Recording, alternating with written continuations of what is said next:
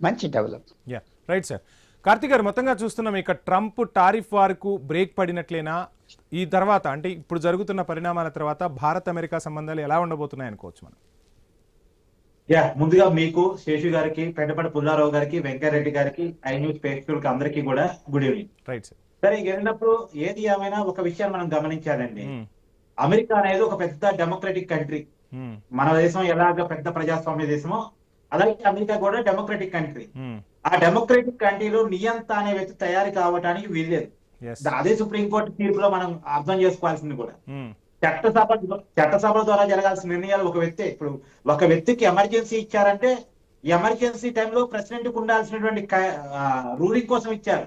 దాన్ని మిస్యూటిలైజ్ చేయకూడదు కదా. అవును, దాన్ని మిస్యూటిలైజ్ చేస్తున్నాడుగా.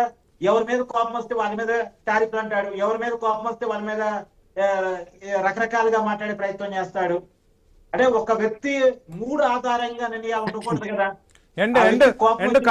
కార్తీక్ గారు, ట్రంప్ అంటే అగ్రరాజ్యానికి అధ్యక్షుడు కాబట్టి అక్కడ తీసుకునే నిర్ణయాలు ప్రపంచం మొత్తం కూడా ప్రభావం చూపిస్తూ ఉంటాయి. సో చాలా ఆచితూచి నిర్ణయాలు తీసుకోవాల్సి ఉంటుంది. సో ఆ బేసిక్ లైన్ కూడా మర్చిపోయాడని మనం భావించవచ్చు అంటారా?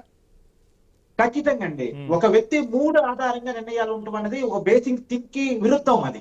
ఎందుకంటే మీరు అన్నారు అమెరికా తీసుకునేటువంటి డెసిషన్ ప్రపంచ వాణిజ్యాన్ని ప్రభావితం చేస్తుంది. అవును, ఇప్పుడు డాలర్ రేట్ ని ప్రభావితం చేస్తుంది. రకరకాలుగా ప్రపంచ వాణిజ్యం అంతా కూడా అమెరికాతో ముడిపడి ఉంది, డాలర్ తో ముడిపడి ఉంది. కాబట్టి ఆ సంబంధాలను మొత్తం కూడా ప్రభావితం చేస్తాయి. మనం స్టాక్ మార్కెట్ ప్రభావితం చేస్తే మొత్తం వాణిజ్యమే మారిపోయింది అమెరికా తీసుకునే నిర్ణయాల ఫలితంగా. అలాగే అమెరికా అధ్యక్షుడు స్థానంలో ఉన్నప్పుడు ఎంత హుందాగా, ఎంత గౌరవంగా ఉండాలి, ఒక నిర్ణయాన్ని ఎంత డిస్కస్ చేసి తీసుకోవాలి. అంతేగాని నాకు కోపం వచ్చింది కాబట్టి నీ దేశం మీద 20% సుంకాలు వేస్తున్నప్పుడు అది కూడా ఎల్లుండి నుంచి అమల్లోకి వస్తుంది, 3 రోజులు అమల్లోకి వస్తుంది అంటే వాటికి నాన్ సెన్స్.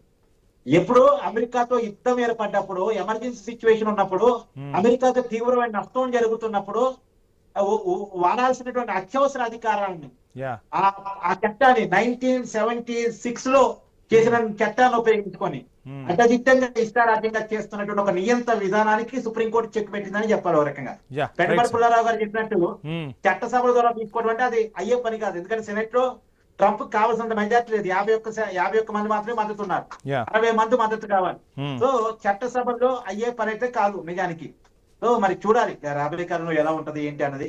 ట్రంప్ మారుతాడా, మార్పు వచ్చినా అది నిలబడిద్దా అనేది మాత్రం మనం నమ్మలేం. రైట్. వెంకటరెడ్డి గారు, మొత్తంగా చూస్తున్నాం ఇందాక మనం మాట్లాడుకున్నట్టుగా అమెరికా అధ్యక్షుడిగా ట్రంపే కానివ్వండి, ఎవరైనా కానివ్వండి, వాళ్ళు తీసుకున్న నిర్ణయాలు ప్రపంచ వాణిజ్యాన్ని ప్రభావితం చేస్తూ ఉంటాయి. సో ఇప్పుడు భారత్ కూడా